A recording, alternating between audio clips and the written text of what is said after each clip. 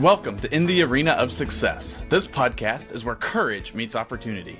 I'm your host, Henry Beeman, and every week we step into the arena with visionaries, innovators, and trailblazers from all walks of life. We dive deep into the heart of success and uncover the strategies, the struggles, and the unwavering spirit of those who overcome. The real question is, are you willing to step into the arena and fight for your success? Because in this arena, success is not a destination, it's a journey, and it starts right now. All right, welcome to today's episode of In the Arena of Success. Today I have with me Lieutenant General Retired Gary Volesky. He has been a combat-proven leader who's led troops from the platoon level, commanded at every level from the company to the corps, including the 101st Airborne Division and the 1st Army, and has also served in key staff roles such as the Chief of Public Affairs for the entire United States Army. So, sir, welcome to the podcast. Well, thanks. It's great being with you, Henry. So we start every podcast with a couple of lightning round questions, and the first of which is, where's your hometown and what is it known for? Well, my hometown was originally Spokane, Washington, but my hometown now is Huntsville, Alabama. And Spokane really was known for the World Exposition in 1974 back in the day. And Huntsville is known for the Rocket Center and all the rocket scientists that work here. That's a little unknown fact, probably the highest per capita of PhDs in the country. Well, I'm probably the most highest number of retired generals outside of DC. I keep bumping into them all over, so they gravitated this way, I think. The second question on our lightning round list is, do you prefer cats or dogs? Well, we've had both, so I'm an equal opportunity pet owner. That's great. What kind of music will people find you listening to? Oh, heavy metal. And what's currently on your reading list? Well, actually, it's going to sound a little trite, but I'm going through the Bible in a year, so that's what I'm reading now. That's an undertaking. Yeah, well, it's good. I got a lot of help. I'm doing it on an app that's helped me do that, so much needed to get me recalibrated sometimes, so it's been good for me. Absolutely. I am on the same progress, and I've been reading from the front to the back, and I've made it into Joshua, and I feel like I'm behind. So The one that we're doing is they do it in the year, and they don't do it from cover to cover. They do like one part and they jump ahead to Psalms so that you can see, like we just did King David, so that the Psalms that he did, you can kind of go back and listen to what the parts of David, and then hear what his Psalms were, which I find pretty interesting. So that's pretty neat. That's a good way to do that. I'll have to look at that for next year. Yeah, right. So the follow-on question is, who is your biggest inspiration in life? Well, Jesus Christ is my biggest inspiration. But on the earth, probably my wife. She's been with me we just celebrated our 40th wedding anniversary. And, I'd spent 5 years in combat in Afghanistan and Iraq and all the training up with that. And we had our son in 2002, and I started deploying every other year in 2004. So she ended up raising him pretty much on her own while I was out there deploying. And so I got a lot of my respect and awe is of her. Absolutely. Well, congratulations on the anniversary. Thank you. So the last of these lightning round questions is, what's the best piece of advice you've ever been given? Wow. Since I'm pretty broken, I got a lot of advice from a lot of folks. Man, I'll have to think about that one, because I'd say, do only what you can do. So, and I heard that when I was a brigade commander, do the things that only you can do. And I was like, what does that mean? And what it meant was, as you look at what your organization is doing, if you're doing something that somebody else should be doing, you're micromanaging. So based on your position and your authority that's given to you, do what you can do to help the organization. That was probably one of the best pieces of advice I had. Absolutely. That's a great one. So moving on into the traditional interview, what is the beginning of your story? How does a young man in Spokane, Washington, move on to become a 3-star Army general? Well, with a lot of luck and a lot of people forgiving many of my mistakes, frankly. No one gets anywhere on their own. I mean, it takes a team. And as you know, the Army is a big team. And without great soldiers that buy into what you want them to do based on what you've been told to do in your mission set, without them, you're not going anywhere. In fact, I just celebrated our 20th anniversary of the Sadr City fight in Iraq in 2004, and we had 300 soldiers from my 600-person battalion come, and it just revalidates for you what's really important, and that's our soldiers and our people in the Army. So that's really how I became a 3-star general, is because of them, not much of what I did. But I grew up in Spokane, as you said, Spokane, Washington. I had no desire to join the Army, was never going to do it. I then went to Eastern Washington University, had no idea my sophomore year what I was going to do in this major. As soon as I walked in as a brand new freshman in college, he was my advisor and kept saying, "Hey, you need to go into ROTC." I was like, "Not a chance." Well, my break between my sophomore year and my junior year, I was like, I didn't know what I was going to do. So he's like, "Well, come to this thing called basic camp, and we'll send you could win a scholarship." And I did. And that started the journey of 36 years in the Army afterwards. So, Wow. From college experience going to a summer camp, and here you are.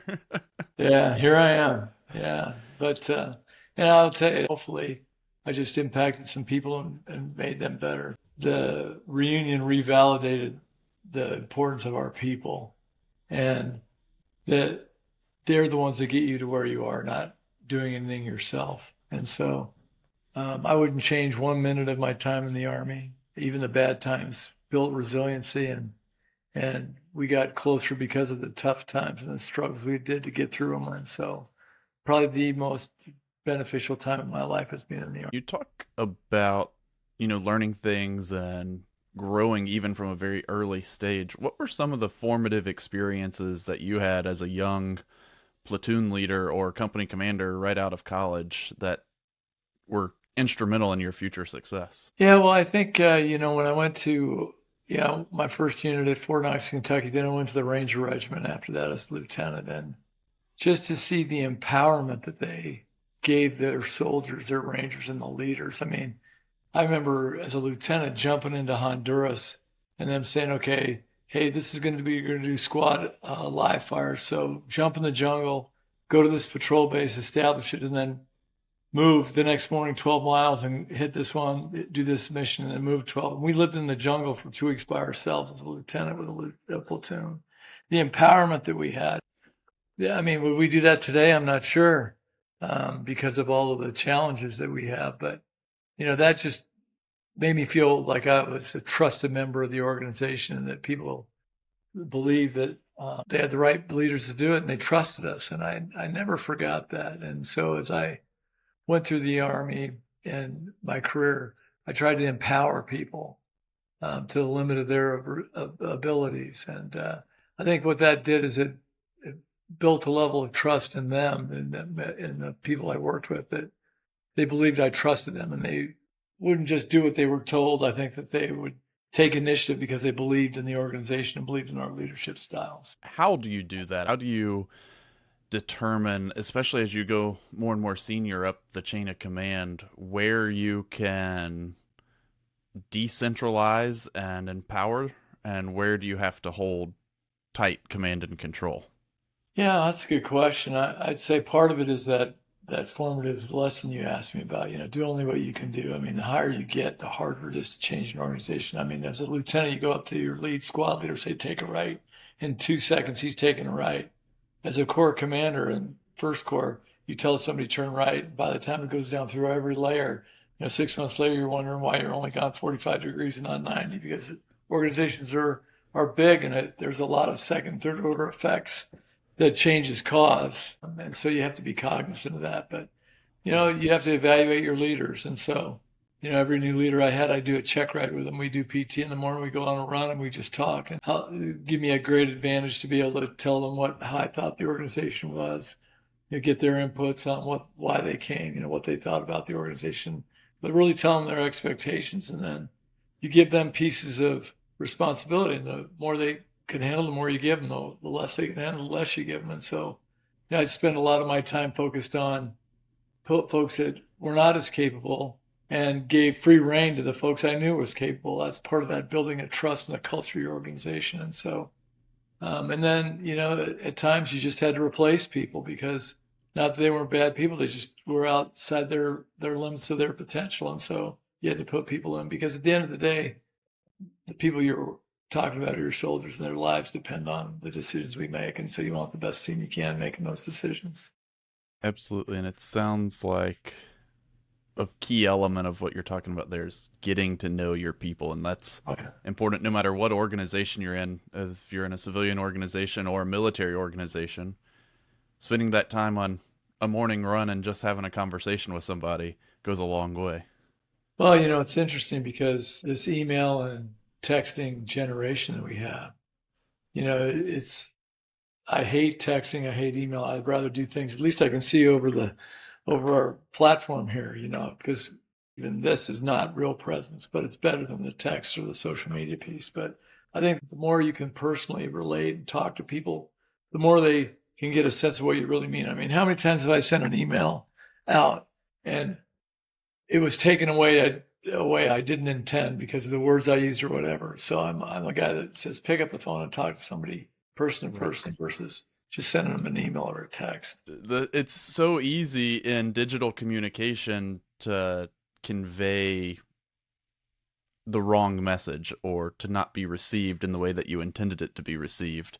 And it's a real challenge, I think, in corporate America. I don't think it's as much of a challenge in the military because we're not virtually working.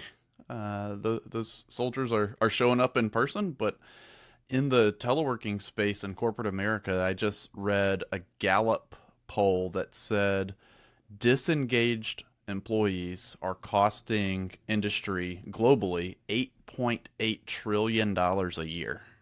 Yeah, that doesn't surprise It's me. just mind blowing.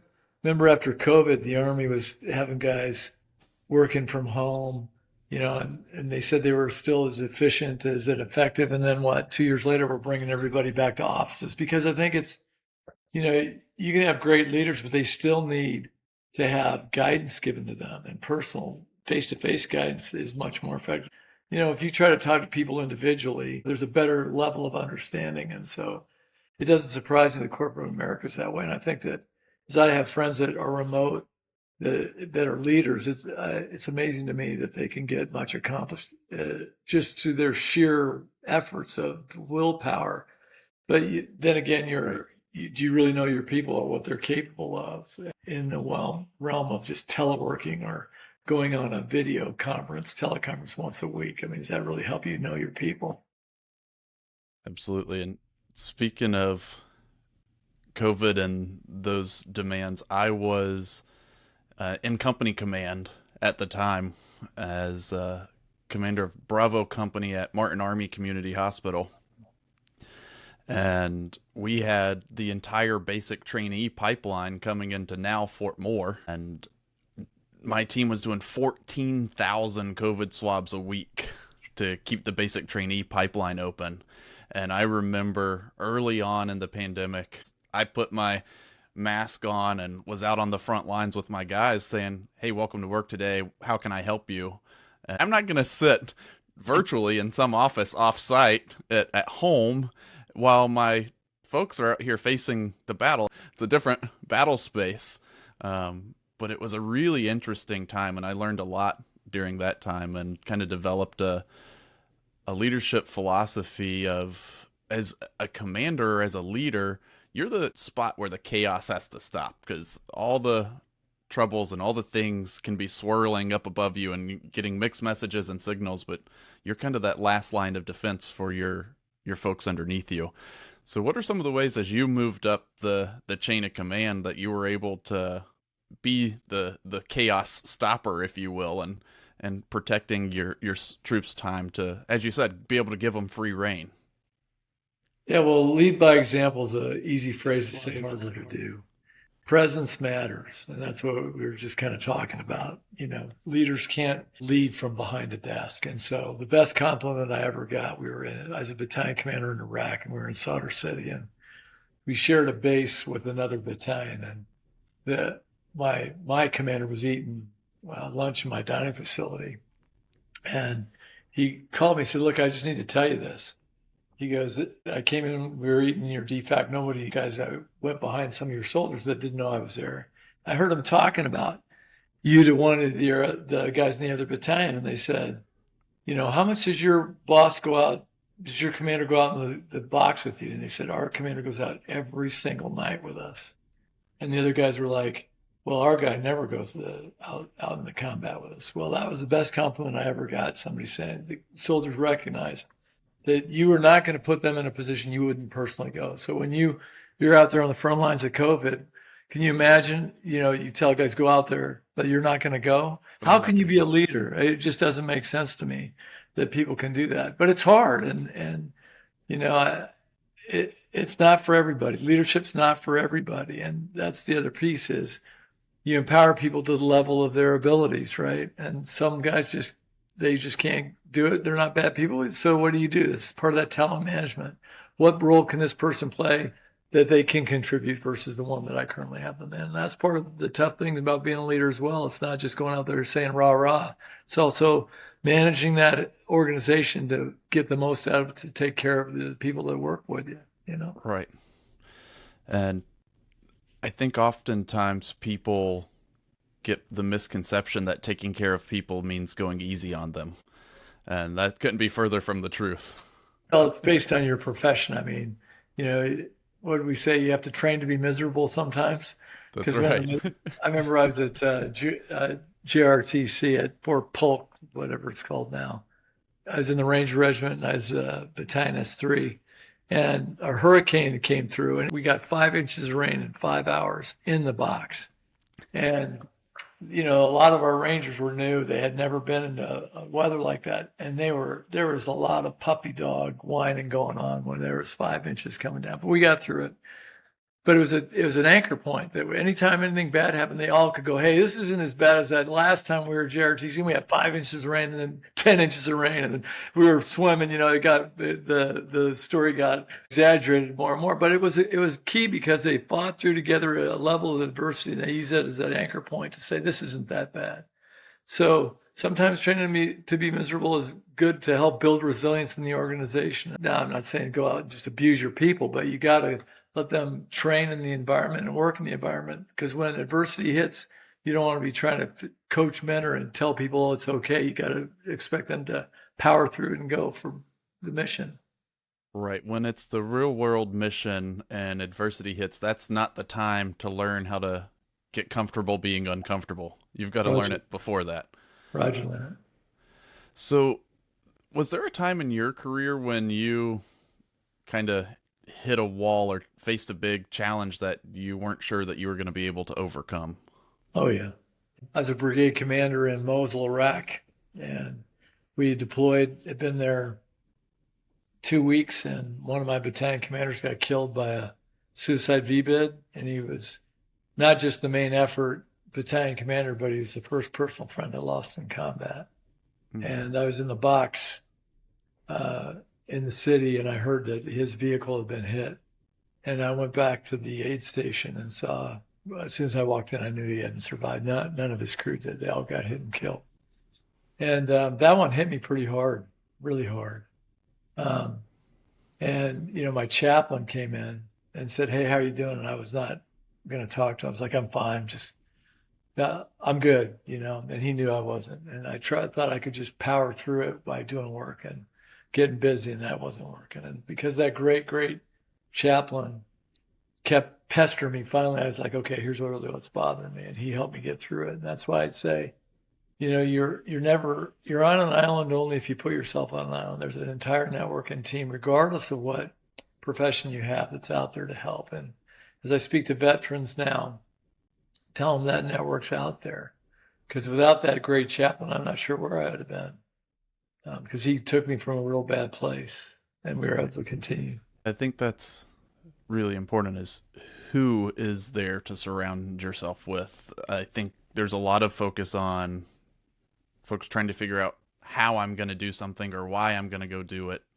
But maybe the more important question is who's there with you in your network. Yeah, when got hit with a wicked hard problem. I said, let's make the problem bigger. And people are like, what do you mean make it bigger? We'll bring more people in to help you solve it. So here's the problem, because there's a lot more people with better ideas than just one person, right? So any wicked hard problem I had, I just made it bigger and brought more people in to help me solve it, because I'm not the smartest guy in the world. And if you have the right culture in your organization, people will aspire to help you to do that, because they're vested in what your organization is doing. They're committed to seeing the organization be successful, so they want to help it. All you have to do is ask them. So, what was it that you found as you progressed up the ranks that changed from being an entry level commander as a company commander to being a corps commander? How does the leadership progression change at that level? I mean, there's still some things that are never going to change. I call it the 4 C's of leadership. Great leaders have character, competence, commitment, and they can communicate. Those 4 things are absolutely essential for good leaders, and we can talk about those if you want to later. But it's all to scale. So, when you're a lieutenant, you're really worried about those 40 guys in that infantry platoon. As a captain, you got 150. As a battalion commander, 600. As a brigade commander, 4,000. As a division commander, 20,000. As a corps commander, 100,000. So, when I was a brigade commander in Iraq, we were in Nineveh province where Mosul was. At one point, I had the entire Syrian border. We had all of the Nineveh province, and there's 38 companies. So even on the best month, I could never go see 2 levels down, right? You're supposed to go 2 levels down, go see those company commanders. On my best month, I could never see them all. So what I realized was you've got to empower your people and trust your subordinates. And so how do you continue to make sure they're on track? You talk to the key leaders, at this point, battalion commanders, make sure they understand what your intent is and what your vision is, and then have an assessment model that you can ask them, okay, tell me how these key indicators are working, so that if there's an issue, you go help them. But if they've got it going on, you just let them go, and then you go there to use your experience to help them get through wicked problems. But the higher you go, I mean, as a division commander, I used to complain I was away from my division more than I was in it because of all of the responsibilities you had with the Army, senior leaders in the Army. They go to boards, go to TDY to go talk to your boss. When I was a division commander, I was working for ForceCom. And then when I was a corps commander, ForceCom, PACOM, USERPAC, I was all over the place.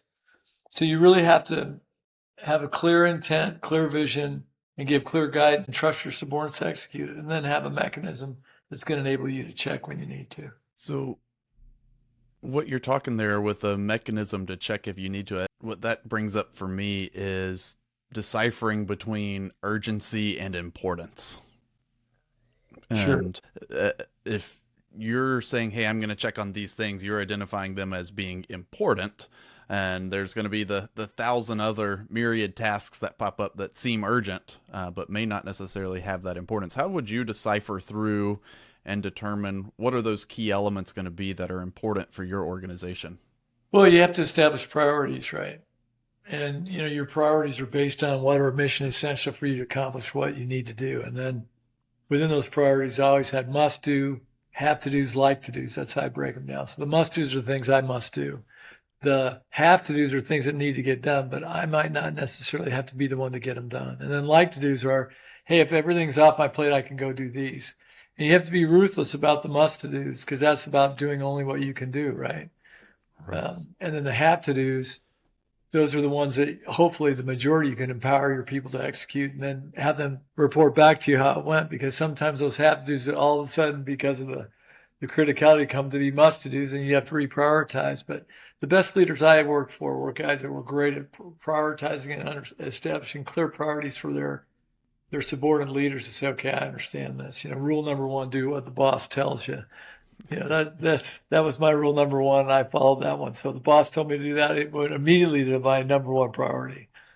And it was amazing to me how many of my peers didn't understand that. So I would say I got promoted not because of my own way, but because there's a lot of guys that thought they knew better than the boss. So I just tell you, if your boss is out there with a lot of experience, if he tells you or she tells you to do something, you should probably elevate that, make sure it's a must do. But that's how I did it. I just tried to make sure my subordinates understood what my priorities were, what our boss's priorities were.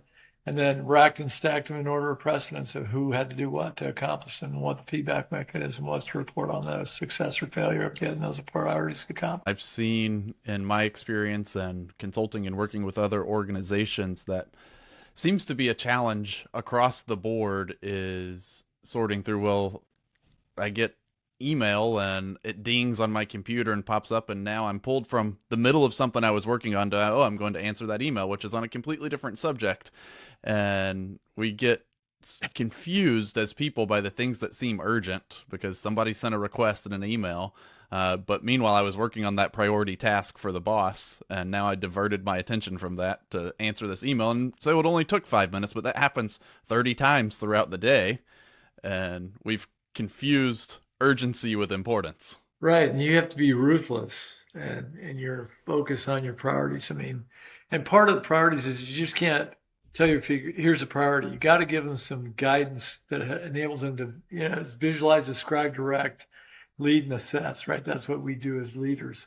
To visualize we'll first understand the problem, then visualize what your way to get there is, direct action, prioritize effort, eat through that change, and then assess continually. And if you use that model and you establish priorities that are explained, then people will understand that email if it's going to get answered today or it's going to get answered in 2 or 3 weeks. Or the guy you've tasked that priority understands exactly what you're looking for to get it done. And the things I've seen is some corporations I've consulted for is there is no strategy. And the vision is a vision of, hey, we want to be the best in the world. Well, how are you going to get there? What's your strategy?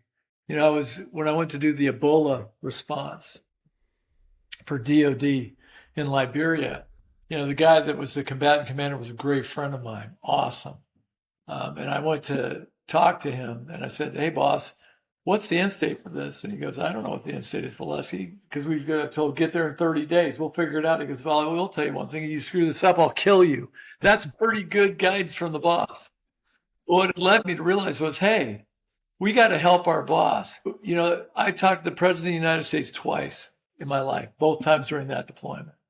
And, if you're looking 2 levels up, my boss was him and his boss was the president. So how are you going to solve the president's problem if you're really interested in being a valuable member of the organization? So I went to my staff and said, look, we are going to write the end state because nobody knows what it is, but they can always tell you no, right? And then give you guidance.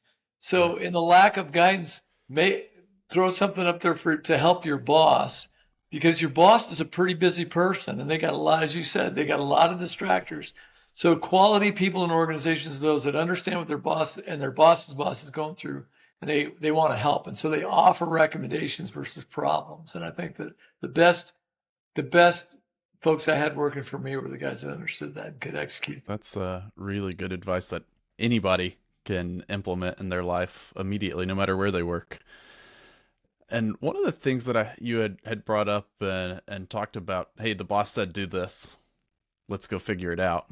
When is an appropriate time to push back on something that the boss has said to go do? Yeah, that's a great question. And I'll give you an example. I was a company commander in Germany, and the boss said to do something, and I can't remember what it was. And he's a great commander, but he never came to my office. Never. I've been in command about 8 months. And all of a sudden, the CQ goes, hey, the battalion commander's here. I'm like, what?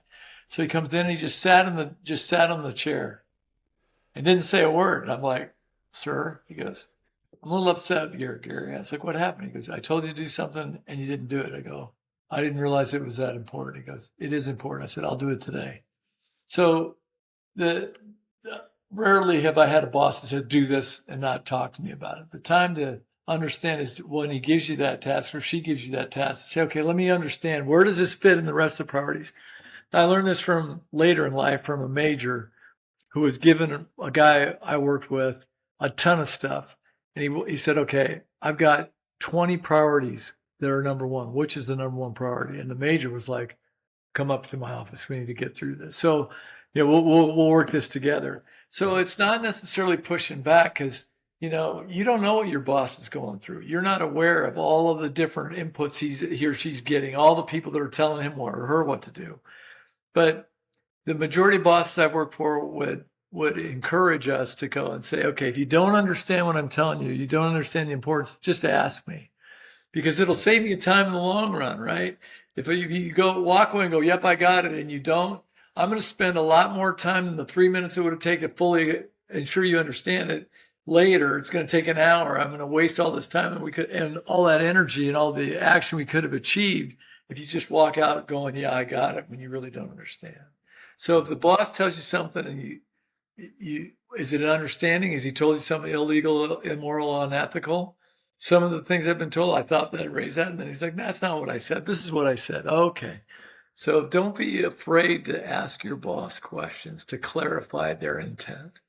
Right. And part of the background of that question is Lieutenant General Jeff Buchanan recommended that I read the book Killer Angels. And it's about the Battle of Gettysburg. And as I'm reading that book, and it's telling Longstreet's story of trying to argue with Lee of, I don't want to push right up the middle. I think the best is for us to go down and around. And at some point, Longstreet had argued with Lee and said, I think this is what we should do. And Lee said, no, we're going to go this way and make Pickett's charge, what became Pickett's charge. And Longstreet said, okay. And then he executed the order as though it was his order. And I thought that was a really neat perspective to see, hey, there's a time when I've got to argue with the boss and try to say, hey, sir, this is my perspective from a couple levels down.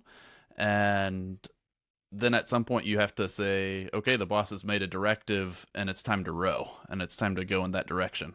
Yeah, there's a book that I was reading a bit ago called The Speed of Trust, because that's what this is all about. It's all about trust. And if your boss tells you to do an order, it's not illegal, unethical, or immoral, we are required to execute that to the best of our abilities.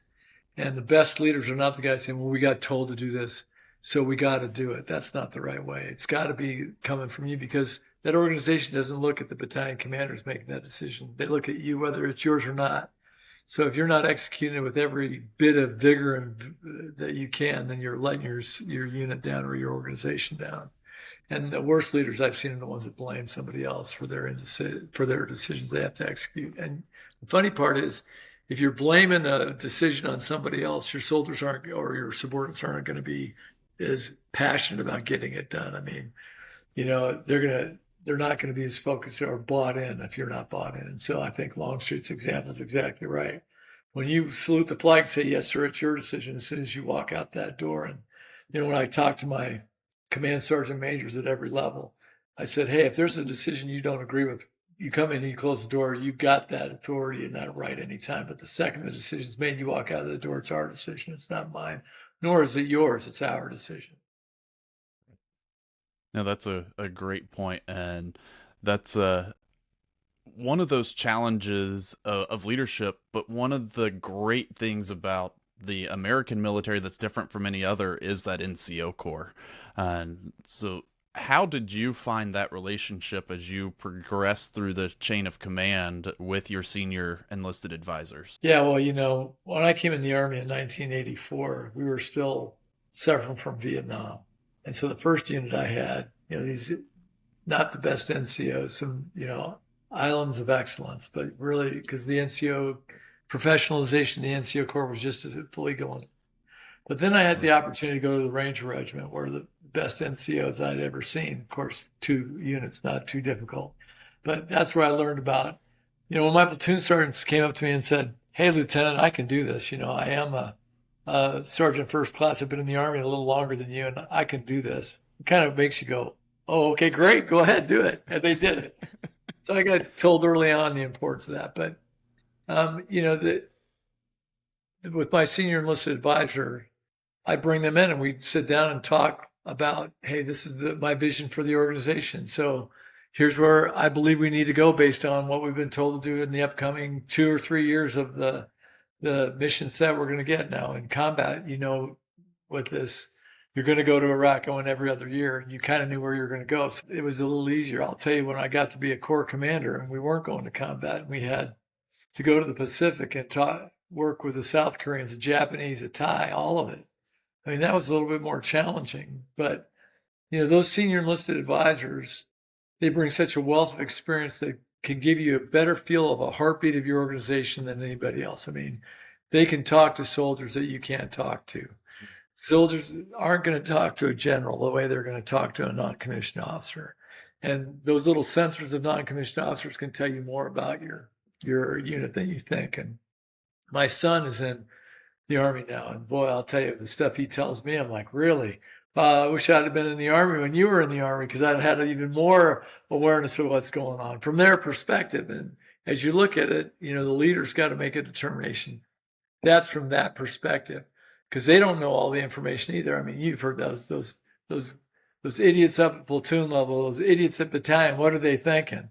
I used to love it when I'd get an aide and bring him up to the Corps headquarters, the division headquarters, and he'd row for a year.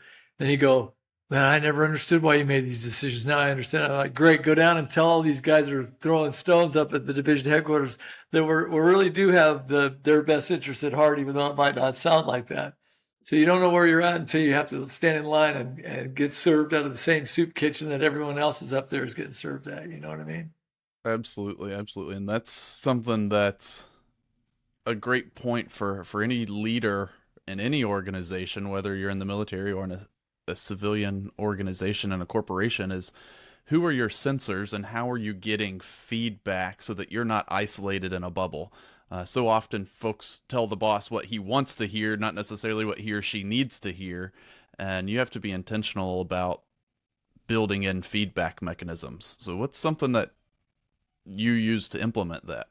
Yeah, so I'll just use an example in the 101st. I told you as a battalion commander, I do check rides, and PT was a big thing. So I was a big PT guy in the Army. So I take my aide, my XO, and my enlisted aide, and we'd go do PT on Division Avenue. We'd go link in with a platoon. They would just show up at the back of their formation, and then we'd do PT with them. They'd be like, holy cow. Or we'd run up to a squad that was doing litter carries. We just take the litter. They're like, holy cow. And you start talking to them. And, after a while, they realize not only are you visible, you're showing them that you mean what you're saying. So these priorities are your priorities, and you're not expecting them to do something that you won't do. But you also get to talk to people that you never get to see. And that one time I ran on Battalion Avenue and grabbed that litter and talked to that kid that was standing right on the next station next to me. That may be the only time I ever talked to him in 2 years of command. So how awesome is that? That may be the only time he sees me in 2 years of command because of all the stuff going on. So, my wife used to say you only have one chance to make a first impression. Well, you only have one chance to lead by example, because those soldiers are looking at you every single day. That's how I did it. I just get out in areas that people would never. I go on a rifle range, go kneel down to a kid that was qualifying with his weapon, go, hey, what's going on? They look up and see 2 stars in their face going, oh, it's like, no, what's going on?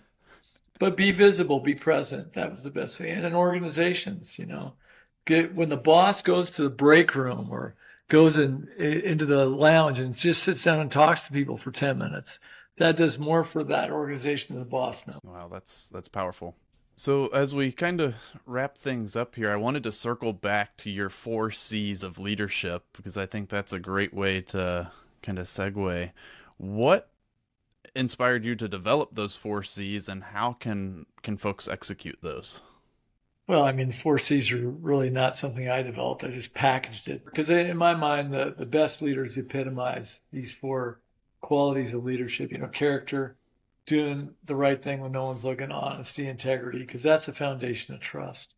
And, I've worked for leaders that had great character, and I worked for a few, I'm sad to say, that did not. And the character of that leader permeates down to that organization. And the reputation of that leader is the reputation of that organization, and it goes outside that organization. So I was taking over a unit, and the boss had been in that unit working with my predecessor, and he couldn't stand him, and he did not like my unit. Told me as much. I don't like your unit. It's like, why? And we had a little discussion, and it was all based on his personal opinion of the guy that I took over from. And so that's a battle. I mean, if you don't understand that reputation that you have is going to permeate your whole organization, even after you leave, that's problematic. Right. The next piece is competency. You can have the best character, but if you're not competent, your soldiers are going to realize you don't know what you're doing, or your subordinates or your coworkers are going to realize you don't know what you're doing. They're not going to listen to you. So you have to be building competence and not be afraid to say, hey, I don't know this. I need to learn, and bring people in. That does more for leaders' credibility than anything to say, hey, I don't know it all. Come help me. Because there's a lot of folks out there that can do that. And then commitment. When things go bad, people don't like to change.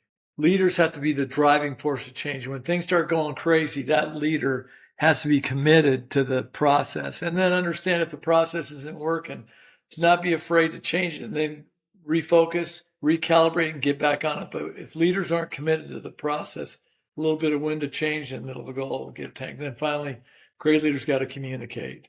They got to be able to talk about their vision, the strategy to get there, and then just talk about the organization and why people are so important in it. What about your experience in the Army prepared you for your success in the civilian life after the military? So the military is I call it a success projection platform because it really sets people up to be successful in life in general.